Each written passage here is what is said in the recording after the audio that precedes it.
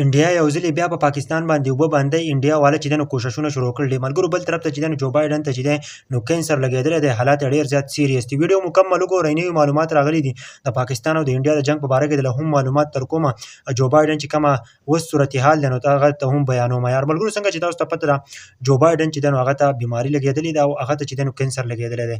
اوس که نه دی چې کله پی ټي آی حکومت وکړه نو دې د پی ټي آی حکومت چې هم غورځولی او عمران خان یې د وزیر اعظمۍ نه کوز کړی و. نو اوس چې دی نو پی ټي آی والا ورته په دې باندې ډېر زیات خوشحاله دي که نه چې دې ته کینسر ولګېدو. ملګرو بل طرف ته چې دی نو دې بچاهت کړی دی په خپل ملک باندې بلکې په ټوله دنیا باندې چې دوی کله خبره کړله نو نور ملکونه ولا منلې ده. ملګرو که څنګه تاسو اوس وګورئ د پاکستان او د انډیا جنګ دی نو ټرمپ چې دی نو هغه فیصله کوي. ملګرو دوی هم داسې فیصلې کړې دي دوی چې دی نو اسرائیل او فلسطین چې دی نو فلسطین یې مکمل طور باندې تباه او برباد کړی دی په اسرائیلو باندې دی.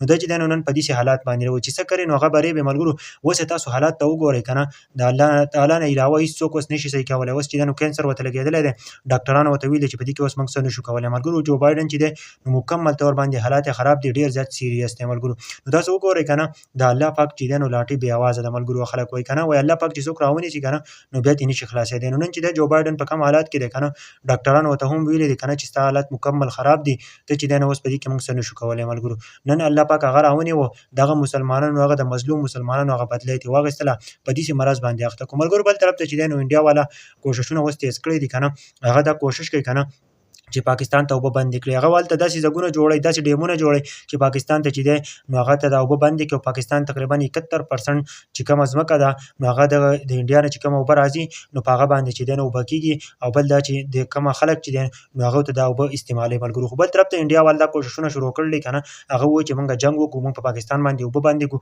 پاکستان چې دی نو موږ په مشکلاتو کې ور واچوو. ملګرو بل طرف ته چې دی که نه چین والا لګېدلي دي، د انډیا نه یې څه ځمکه نیولې ده نو انډیا والا چې دی نو ایکشن اخیستی دی د چین سره به هم وایي موږ جنګ کوو ځکه چې موږ به خپله ځمکه واپس اخلو. ملګرو حالات مکمل طور باندې خراب دي ځکه چې کافران چې کوم ملکونه دي، غیر مسلمه چې کوم ملکونه دي نو هغه چې دی نو ټول د انډیا سره ودرېږي. او بل طرف ته چې دی نو کوم مسلمانان ملکونه دي نو هغه د پاکستان سره اعلان کړی دی، لکه ترکیه چې دا ملګرو هغه هم پاکستان له سامان نه لېږلی دی د جنګ.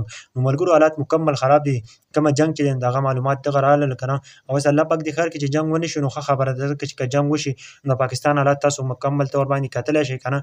اوس هم داسې حالات دي، که جنګ وشي نو بیا به حالات نور هم خراب شي. ملګرو ویډیو د ټولو پښتنو سره شیر کړئ، زموږ هم مطلب دی زه یو څو ورځې نه وم بیمار وم، ما ویډیو نه وه جوړه کړ نو ویډیو ټولو پښتنو ته ضرور ورسوئ.